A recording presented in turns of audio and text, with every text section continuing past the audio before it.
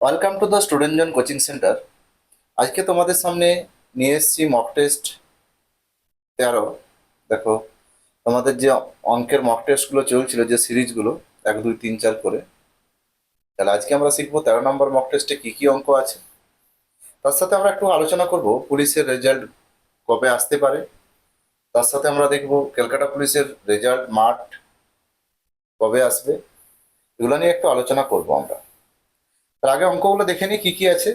Question number 1, দেখো P is to Q, R is to S, আর T is to U সমান 2:3 হলে এখানে দেখো MP plus NR plus OT, MQ plus NR NS plus OU সমান কত। তাহলে এরকম টাইপের কোশ্চেন সবসময় 2:3 থাকলে 2:3 আসবে, যদি 1:3 থাকতো 1:3। এটা ডাব্লিউবিসিএস এরকম টাইপের কোশ্চেন এসেছিল এর আগে, 2000 সম্ভবত 17 18 সালে এরকম একটা কোশ্চেন এসেছিল। ঠিক আছে, তাহলে এখানে তোমরা এখানে পি এর মান 2, কিউর মান 3, আর এর মান 2, এস এর মান 3, টি এর মান 2, ইউর মান 3 বসিয়ে দিবে। এখানে মানগুলো বসালে এখানে আসবে 2p 2n আর 2o। আবার এখানেও দেখো ওরকম মানগুলো 3m 3n আর 3o। তাহলে এখানে 2 আর 3 কমন যাচ্ছে, m প্লাস n প্লাস ও, m প্লাস n প্লাস ও কমন চলে যাচ্ছে, কেটে যাবে। ঠিক আছে, মুখোমুখি উত্তর এগুলো। পরের কোশ্চেন কি আছে? কোশ্চেন নাম্বার 2, এবিসি একটি ব্যবসা শুরু করে 1 বছরে এ মোট লাভের 1/3 পায়, বি 1/4 পায়, আর সি 5,000 টাকা লভ্যাংশ পায়। তাহলে এ কত টাকা লভ্যাংশ পেয়েছে, এটাই আমরা এখানে বের করব। তাহলে এখানে দেখো এ বি সি এদের লভ্যাংশের পরিমাণগুলো টোটাল আসছে 1 অংশ। তাহলে এ মোট লাভের যদি 1/3 পায় আর বি যদি 1/4 পায়, তাহলে সি কত পাবে? 1 মাইনাস 1/4, 1/3 মাইনাস 1/4। তাহলে এখানে দেখো এই ভগ্নাংশের বিয়োগটা করো, তাহলে আসবে 5/12 অংশ। তাহলে এর 1/3, বি এর 1/4 আর সি এর আসছে 5/12। তাহলে দেখো অনুপাত কখনো ভগ্নাংশ রাখা চলে না, তাহলে আমরা কি করব? হরগুলো লসাগু করবো, মানে 3 4 আর 12 লসাগু করলে কত হয়? 12ই হয়। তাহলে 1/3 কে 12 দিয়ে গুণ করলে কত? 3 4 12। 1/4 কে 12 দিয়ে গেলে 4 3 12, আর 12 12 কেটে যাচ্ছে 5। তাহলে সি এর তো 5,000 টাকা বলেছে, তাহলে 1,000 করে গুণ করে দাও। তাহলে সি এর যদি 5,000 হয়, বি এর আসবে 3,000 টাকা, আর এর আসবে 4,000 টাকা। এবার টোটাল টাকাটাও যদি চাইতো, তাহলে আমরা এখানে বলতে পারতাম সব যোগ করে 12,000 টাকা লভ্যাংশ টোটাল। ঠিক আছে, এভাবে তোমরা খুব সহজে উত্তর করতে পারবে। চলো পরের কোয়েশ্চেন। একটি ক্লাবে 14 জন ছাত্রের গড় নম্বর 71, কিন্তু পরে দেখা গেল 2 জন ছাত্রের প্রকৃত নম্বর 56 ও 32-এর পরিবর্তে 42 74 লেখা হয়েছে। তাহলে দেখো 71 গড় যখন হয়েছে তখন 56 32-এর পরিবর্তে ওটা লিখেছে। তাহলে এখানে দেখো 56 আর 32 যোগ করবো, কত দেখাচ্ছিল আর কত লিখেছে? 42 আর 74। তাহলে এখানে যোগ করে দাও, 56 32-এ যোগ করলে কত আসছে? 88। আর 42 74-এ যোগ করলে কত আসছে? 116। তাহলে কত পার্থক্য আসছে, মানে কত বেশি লিখেছে? 28 নম্বর সে বেশি লিখেছে, 88 আর 116 বিয়োগ করলে 28 বেশি লিখেছে। তাহলে গড় কত বেশি লিখেছে? তাহলে 14 দিয়ে ভাগ করে দিই, 14 দুগুণে 28, তাহলে 2 গড় বেশি লেখা হয়ে গেছে। তাহলে আমরা 71 থেকে 2 বিয়োগ করে দেখে নিই, অরিজিনাল গড় কত? 69। অ্যান্সার হয়ে গেল। চলো পরের কোয়েশ্চেন, কোয়েশ্চেন নাম্বার 4, এ এবং বি একটি কাজ যথাক্রমে 18 ও 12 দিনে করতে পারে। তারা একত্রে কাজ শুরু করে, কিন্তু কাজ শেষ হওয়ার 3 দিন আগে বি চলে যায়। তা 3 দিন আগে বি কাজ ছেড়ে চলে যাচ্ছে, কাজটি মোট কত দিনে শেষ হবে? তাহলে দেখো এ কাজ করছে 18 দিনে, বি কাজ করছে 12 দিনে। আমরা ইউনিট পদ্ধতিতে করছি, তার টোটাল লসাগু কত? 36 একক। 18 দুগুণে 36, 12 দিনে 36। তাহলে এখানে দেখো বি যদি কাজটা ছেড়ে না যেত, 3 দিন আগে যে চলে যাচ্ছে, 3 দিন যদি থাকতো, তাহলে আমার 9 একক। তাহলে বি এর কাজটা সে রেখে দিয়ে গেছে।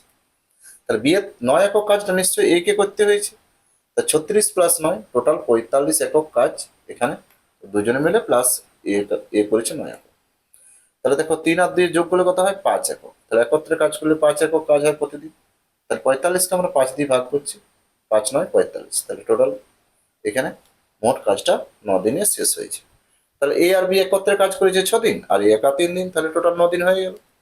যদি এখান থেকে চাইতো যে এ একা কতদিন কাজ করেছে, তাহলে এ একা 9 দিনেই কাজ করেছে প্রথম থেকে শেষ পর্যন্ত। তাহলে বি বি এর সাথে কতদিন করেছে? 6 দিন।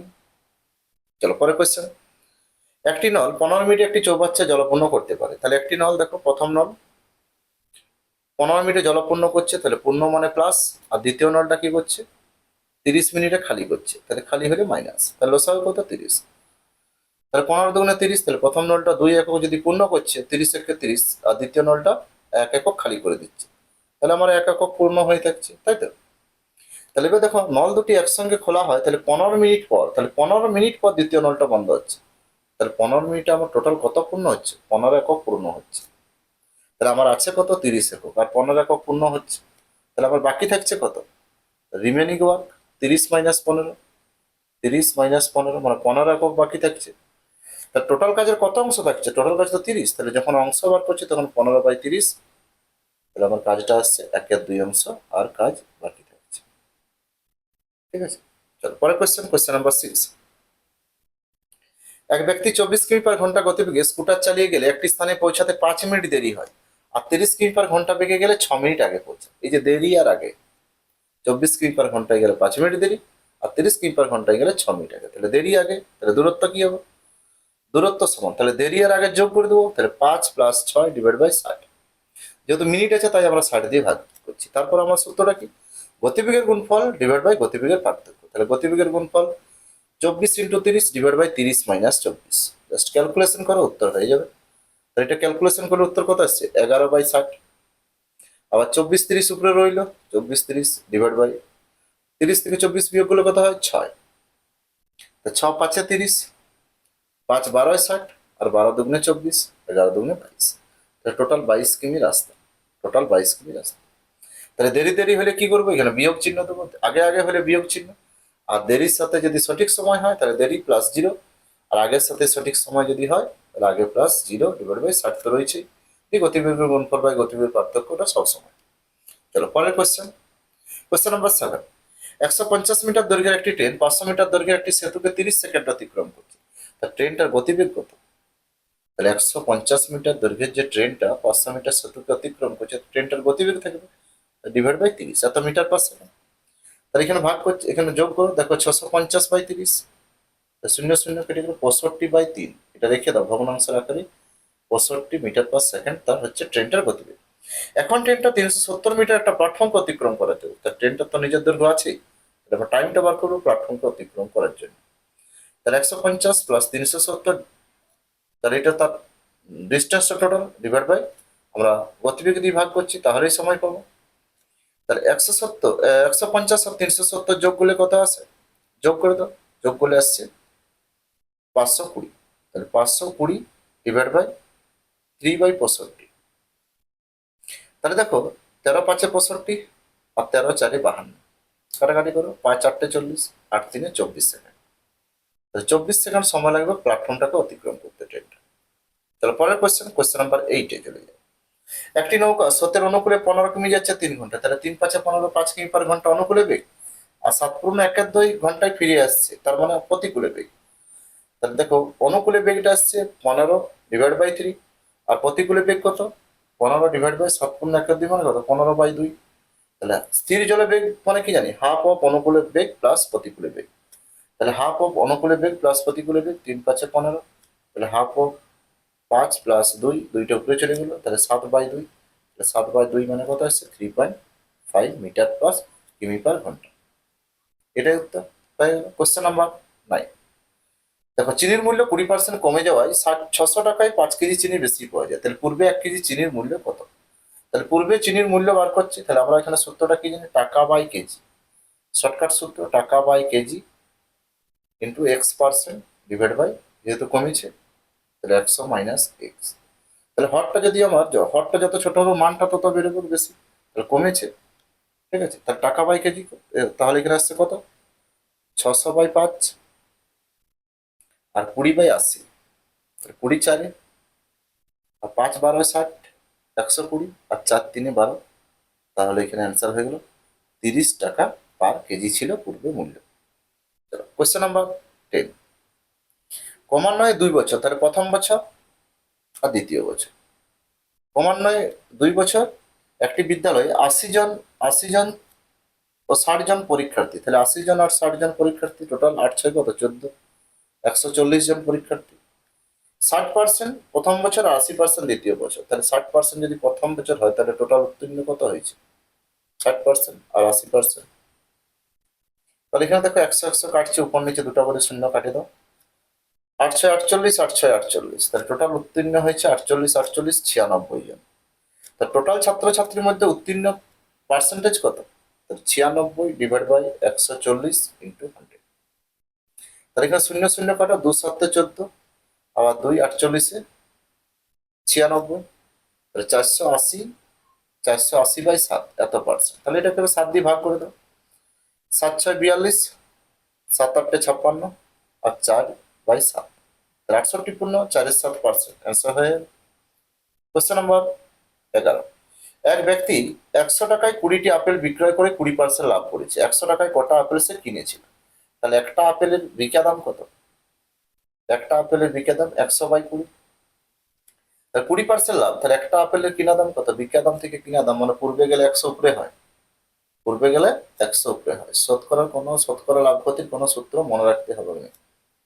শূন্য শূন্য কাটো, তাহলে 100 টাকায় 12 দুগুণে 24টা আপেল সে কিনেছে। অ্যান্সার হয়ে গেল। পরবর্তী কোশ্চেন নাম্বার 12। এক অসাধু ব্যবসায়ী ক্রয় মূল্যে দ্রব্য বিক্রয় করার দাবি করে, কিন্তু 1 কেজির পরিবর্তে 850 গ্রাম সে ওজনে দিচ্ছে। তাহলে 1 কেজির পরিবর্তে 850 গ্রাম, তাহলে 1 কেজি মানে কত? 1000 গ্রাম। 850 গ্রাম সে ওজনে দিচ্ছে, তার লাভ কত হচ্ছে? তার লাভ হচ্ছে 150 গ্রাম। তাহলে শতকরা লাভ কত? ওজনে যেটা দিচ্ছে তার উপর 850 ইন্টু 100। ক্যালকুলেশন করো, উত্তর দেখো এখানেই দেওয়া আছে। শূন্য শূন্য কাটো, 5 3 15, 5 17 85, তাহলে আসছে দেখো 300/17। 300/17 মানে কত?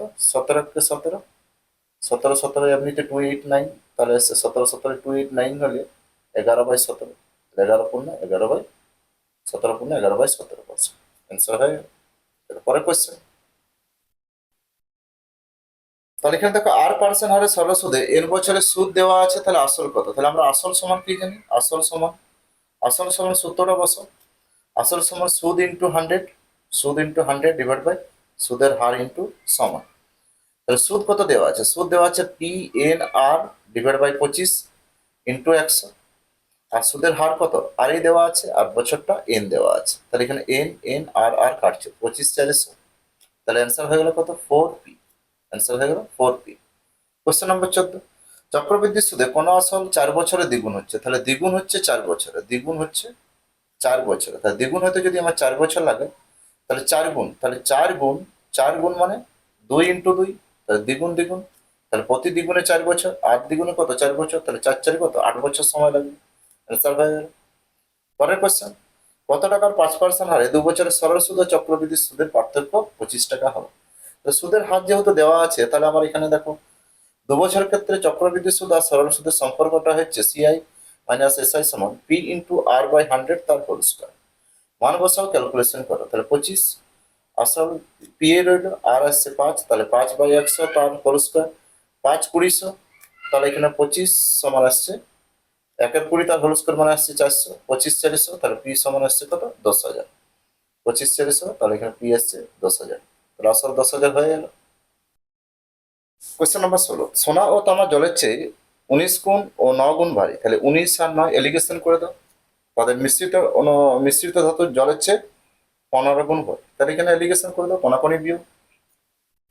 9 6 15, 19 আর 5 19 আর 4 19 আর 4 15, তা 2 দিয়ে কাটাকাটি করে 2 3 6 আর 2 দিয়ে 4, তাহলে 3:2 রেশিও আসছে এখানে, অপশন ডি। Question number 17। একটি আয়তক্ষেত্রের দৈর্ঘ্য প্রস্থের রেশিও দেওয়া আছে, তাহলে আয়তক্ষেত্রের দৈর্ঘ্য প্রস্থের রেশিও দেওয়া আছে 3:4। তো এটা যদি 3 একক হয়, এটা আসছে আমার 4 একক।